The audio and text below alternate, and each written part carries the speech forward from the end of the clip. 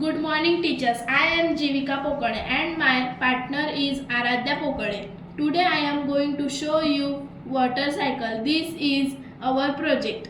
This is a evaporation. The sun heats liquid water from rivers, lakes and oceans, turning it into water vapor, a gas which rises into the atmosphere. This is condensation. As the water vapor rises, it cools down, condenses back into liquid water droplets, forming clouds. This is precipitation.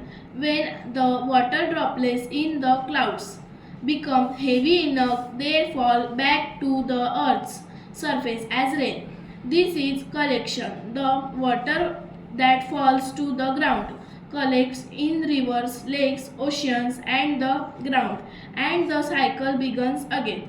And last, this is a transpiration.